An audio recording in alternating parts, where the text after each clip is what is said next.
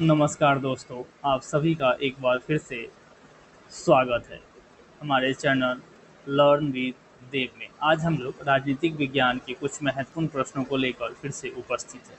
इसमें से पहले प्रश्न को देखते हैं, जिसमें से पहला प्रश्न है कि वर्तमान में भारतीय संविधान में कुल कितनी अनुसूचियां हैं। ठीक है, ऑप्शन है हमारे 8, 10, 12 और 14। तो भारतीय संविधान में कितनी अनुसूचियां हैं, तो वो 12 अनुसूची है। क्या है, कितने अनुसूची है? 12 अनुसूची। चलिए अगले प्रश्न की तरफ चलते हैं। अगला प्रश्न है कि भारत संघ में शामिल राज्यों तथा संघ शासित क्षेत्रों का उल्लेख भारतीय संविधान की किस अनुसूची में की गई है? तो ऑप्शन देख लेते हैं, प्रथम, तृतीय, द्वितीय एवं चतुर्थ। तो भारतीय संघ में शामिल राज्यों का जो से संबंधित जो मामला उल्लेख है वो इसमें प्रथम अनुसूची में ही है। किसमें है? प्रथम अनुसूची में ही इसका उल्लेख किया गया है। चलिए अगले प्रश्न की तरफ चलते हैं। अगला प्रश्न है कि भारतीय संविधान की तीसरी अनुसूची का संबंध है कि भारतीय संविधान की तीसरी अनुसूची का संबंध किससे है? तो ऑप्शन है हमारे राज्यसभा में प्रतिनिधि से, शपथ एवं प्रतिज्ञान से, भाषाओं से एवं इनमें से कोई नहीं। तो ये हमारे कुछ ऑप्शन थे। आंसर देख लेते कि भारतीय संविधान में तीसरी अनुसूची का संबंध किससे है? तो शपथ एवं प्रतिज्ञान से। ठीक है, यानी कि इसमें विभिन्न राजनेताओं के शपथ से संबंधित इसमें उल्लेख किया गया है। चलिए अगले प्रश्न की तरफ चलते हैं। अगला प्रश्न है कि भारतीय संविधान की किस अनुसूची में भाषाओं का उल्लेख किया गया? तो ऑप्शन देखते हैं, 7वीं अनुसूची, 8वीं अनुसूची, 9वीं अनुसूची एवं 10वीं अनुसूची। तो भारतीय संविधान में किस अनुसूची में इसका उल्लेख किया गया है? तो 8वीं अनुसूची में। किसमें? 8वीं अनुसूची में इसका उल्लेख किया गया है। चलिए अगले प्रश्न की तरफ चलते हैं। अगला प्रश्न है कि दल बदल से संबंधित प्रावधान किस अनुसूची में रखे गए हैं? तो दल बदल से संबंधित अनुसूची ऑप्शन देख लेते हैं, 5वीं अनुसूची, 8वीं अनुसूची, 6ठी अनुसूची और 10वीं अनुसूची। तो दल बदल से संबंधित जो अनुच्छेद रखे गए हों किसमें? 10वीं अनुसूची में। ठीक है, दल बदल से संबंधित जो कानून का प्रावधान है कौन से अनुच्छेद में है? 10वीं अनुसूची में। चलिए अगले प्रश्न की तरफ चलते हैं। अगला प्रश्न है कि पंचायती राज व्यवस्था से संबंधित प्रावधान भारतीय संविधान के किस अनुसूची में रखा गया? पंचायती राज व्यवस्था से संबंधित। तो पहले ऑप्शन देख लेते हैं कि 8वीं, 10वीं, 9वीं और 11वीं अनुसूची में। तो पंचायती राज व्यवस्था से संबंधित प्रावधान किसमें? 11वीं अनुसूची में रखा गया है। ठीक है, अगले प्रश्न की तरफ चलते हैं। अगला प्रश्न है कि भारतीय संविधान के किस अनुच्छेद में अंकित किया गया है कि भारत अर्थात इंडिया राज्यों का संघ होगा। ऑप्शन देख लेते हैं, अनुच्छेद 1, अनुच्छेद 3, अनुच्छेद 2 और अनुच्छेद 4। तो अनुच्छेद एक में ये कहा गया कि भारत अर्थात इंडिया राज्यों का संघ होगा, यानी कि विभिन्न राज्य को मिलाकर भारत का निर्माण हुआ है। चलिए अगला प्रश्न क्या है, इस चीज को देखते हैं। अगला प्रश्न है कि भारतीय संविधान के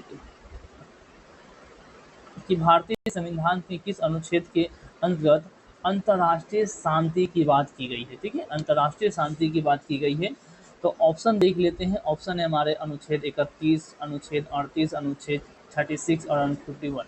तो भारतीय संविधान में जो अंतर्राष्ट्रीय संधि की बात की गई है ये हमारे डीपीएसपी का हिस्सा है। किसका? डीपी यानी कि directive principle state of policy, जो कि अनुच्छेद 36 से लेकर 51 तक में है। तो इसी अनुच्छेद में नंबर 51 में डीपीएसपी के अंतर्गत में अंतर्राष्ट्रीय शांति की बात की गई है। चलिए अगले प्रश्न की तरफ चलते हैं। अगला प्रश्न है कि संविधान के किस अनुच्छेद के अंतर्गत राष्ट्रपति अध्यादेश जारी करता है? ठीक है, कि संविधान के किस अनुच्छेद के अंतर्गत राष्ट्रपति अध्यादेश।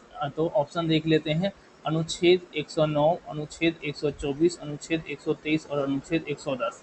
ठीक है, तो इसके आंसर हो जाएंगे अनुच्छेद 123, यानी कि संविधान के किस अनुच्छेद के अंतर्गत राष्ट्रपति अध्यादेश जारी करता है? तो अनुच्छेद 123।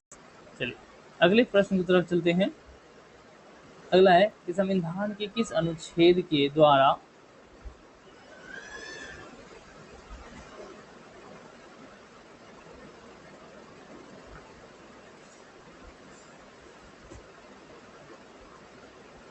संविधान के किस अनुच्छेद के द्वारा संघ एवं राज्यों के लिए लोक सेवा आयोग का प्रावधान है? संविधान के किस अनुच्छेद के द्वारा संघ एवं क्या आयोग का अनुच्छेद? तो अनुच्छेद 315। ठीक है, अगले प्रश्न की तरफ चलते हैं। अगला प्रश्न है कि भारतीय संघ में किसी राज्य को सम्मिलित करने का अधिकार किसे है? ऑप्शन देख लेते हैं इसके। ऑप्शन है राष्ट्रपति, संसद, प्रधानमंत्री यानी कि लोकसभा। तो भारतीय संघ में किसी भी राज्य को सम्मिलित करने का अधिकार किसे है? संसद। किसे है?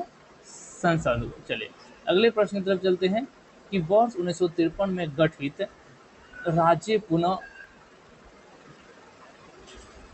कि वर्ष 1953 में गठित राज्य पुनर्गठन आयोग यानी कि SRC जो कमेटी बनी थी उसके अध्यक्ष कौन थे? तो ऑप्शन देख लेते हैं। न्यायमूर्ति फजल अली, BR अम्बेडकर, वल्लभ भाई पटेल, KM मुंशी।